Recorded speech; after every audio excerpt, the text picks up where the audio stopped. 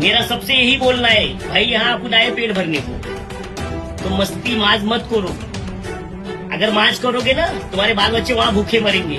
वो हमको मराठी नहीं आता, हम नहीं बोलेंगे, क्या कर लेंगे। इथे कशाला आले? इथे पोट भरायला आले, आणि पोट भरतं इथे आणि माज दाखवते हे चुकीचे। ते 2007 मध्ये आम्ही पाहिलेलं आहे, म्हणून मराठी शिकलोय। परत ही परिस्थिती उद्भवायला नको। आम्ही एवढं 2000 महिलेवरून इथे आलोय, तर इथे पैसे कमवायला आलोय, कष्ट करून पैसे कमवायला आलोय, बरोबर। माझं शिक्षण इथे नाही झालेलं, पण तरी पण मी मराठी बोलतोय, कष्ट करून कमवतोय, बरोबर। पण जे समोरचा माणूस भेटतोय तो मराठीच माणूस भेटतो 50%, तो मराठी बोलायला काय हरकत नाही, त्या मराठी आपल्याला शिकायला पाहिजे ते।